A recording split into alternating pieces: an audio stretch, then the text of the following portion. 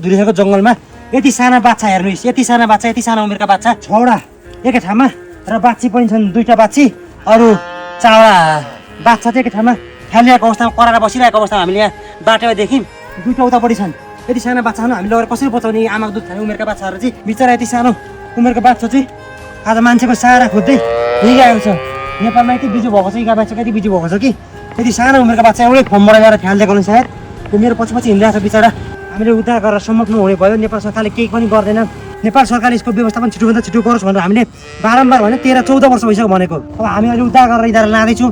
अब यिनीहरूलाई बचाउन यति मुस्किल पर्छ। आमा दुध खान अब अलिकति उमेर हुर्किँदै गएपछि आफ्नो खुट्टाले पनि यसको शरीर धान्न सक्दैन र यो कमजोर भएर मृत्युको मुखमा पुग्ने हुन्छ। यी साना बाच्छाहरू चाहिँ आज पानी खान नपाएर यो जङ्गलमा जुन चाहिँ घाँस खान जान्दैनन्, घाँस खान सिकेका पनि छैनन्। नेपालमा कानुन चाहिँ लेखिएको छ गाई बाछालाई पूजा गर्नुपर्छ, तर आज वास्तवमा यी चाहिँ दुःख पाएर सडकमा मर्नु परेको अवस्था छ। आफ्नो आमाको दुध खाने अधिकारसम्म छैन। गाई बाछाको अवस्था चाहिँ यो छ नेपालमा। हेर्नु यो व्यवस्था यो सरकारले नगरे कसले गर्ने त? गर्नुपर्ने राजी चाहिने हो। अब गाई बाछाको व्यवस्थापन हुनको लागि अब यो सरकारले गर्दैन कसले गर्ने? यो आवाज सबैजनाले उठाइदिएर यसको व्यवस्थापन गरेर लाउने। साना बाछाहरूको फेसबुकमा कमेन्ट गरेर राम्रो काम गर्यो बाबु, राम्रो काम गर्यो, तिम्रो जय होस् भनेर मात्रै गाई बाछाको व्यवस्था हुँदैन। नेपालमा धेरै दुःख पाएका छन्। यो चाहिँ नेपाल सरकारसम्म कुरा राखिदिनु पर्यो। सबैजनाले भिडियो सेयर गरिदिएर नेपाल सरकारसम्म पुऱ्याइदिनु पर्यो। कतिको मृत्यु हुन्छ यी सबै बचाउन सकिँदैन। यी मध्ये सबै अब यी साना बाछालाई बचाउन एकदम मुस्किल पर्छ। आमाको दुध खान नसकेपछि यति कमजोर हुन्छ यिनीहरू, बिरामी भएरै मरे गर्छ। हामीले लाख कोसिस गर्दा पनि यिनीहरूलाई बचाउनलाई मुस्किल पर्छ। त्यहाँ फेसबुकमा टिकटकमा राम्रो काम गर्यो गुड जब भनेर मात्रै व्यवस्था हुँदैन। बरु हटुले सेयर गरिदिएर सबै नेपाल प्रहरीलाई सेयर गरिदिनु, भिडियो रिपोस्ट गरिदिनु, अनि केही व्यवस्था गर्नलाई सबैजना आवाज उठाइदिउँ। यसको सबैजनाले मिलेर यसको प्रोटेस्टमा बोलिदिउँ, अनि मात्रै यसको नेपालभरि यसको व्यवस्थापन हुन्छ।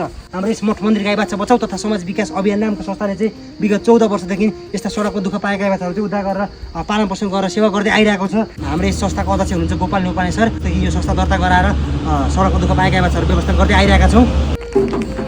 हामीले बाटो हिँड्ने जाने क्रममा देख्यौँ बाटोमा आफै। अब हामी कोही पनि नेपाली जनता चुपाएर बस्नु हुँदैन। सबैजनाले यो आवाज उठाएर यसको व्यवस्थापन गर्नुपर्छ। यो बाछी चाहिँ हाम्रो खुट्टामा उभिनै सकेको छैन। यो धुलिखेलको जङ्गलमा गाडीमा नआट्ने अवस्था आइसकेको छ। अझैमा पर पनि छ, यो तल पनि कराउँदैछ। यसो तिर्खलले त्यो जङ्गलमा बसेका छ। हेर्नु पानी खान नपारे गाई बाछा नेपालको राष्ट्रिय जनावरको हालत नेपालमा आएर यस्तो छ। नेपाल सरकारले यसरी चुप्लाएर बसिरहेको छ। नेपाल सरकारले व्यवस्था गर्नको लागि र दरिलो नीति बनाएको छैन। भित्र पानीहरू नि यसरी खाइरहनु भनेपछि यो आमाको दुध खाने उमेरमा जबरजस्ती न घाँस खान जान्छन्। हामी चाहिँ यहाँबाट रेस्क्यु गरेर लाँदैछौँ। यहाँनिर मेन समस्या यस्तो संवेदनशील विषयमा सरकार चुप्लाएर बसेको छ।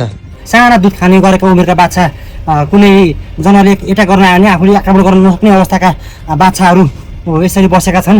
यो नेपाल सरकार चुप्लाएर बसेको छ। नेपाल सरकारले अहिलेको सरकारले नगरे, यो राष्ट्र सरकारले नगरे अब कसले गर्ने? गाई बाछाको ऐन कानुन नियम र नीति बनाएर दरिलो व्यवस्थापन गर्न लाम। नेपालभरि नै गाई बाछाले सुख पाउनुपर्छ। हामीलाई पुज्ने माता 82-83% हिन्दू धर्म मान्ने सबैजनाले पुज्ने हो। देश विदेशबाट माया गरिदिनु भएको छ। सबैजनाले गाई बाछा बचाउनलाई सहयोग गर्नुभएको छ। तर यो सहयोग जुटाएर सधैँभरि सम्भव हुँदैन, किनभने यत्रो गाई बाछाहरूलाई खर्च धेरै नै आउँछ। त्यस कारण सबै सधैँभरि जीवनभरि यसको लागि चाहिँ व्यवस्थापन नगरिकन सधैँभरि उद्धार गरेर र सबै सहयोग मागेर हात जुटाएर घाँस पराल खोजेर सधैँभरि यसको व्यवस्थापन गर्न सकिँदैन। त्यस कारणले गर्दाखेरि नेपाल सरकारले नै यसको व्यवस्थापन गर्नुपर्छ। दरिलो नीति बनाएर अनि मात्रै सम्भव छ, अनि मात्रै जरै रूपबाट निर्मूल हुन्छ। यो जसरी पनि यसको व्यवस्थापन गर्नुपर्छ नेपाल सरकारले। सम्भवको सरकारले चाहिँ गर्नै पर्छ। अब अरू कुनै अप्सन छैन। नेपाल सरकारले नगरे कसले गर्ने?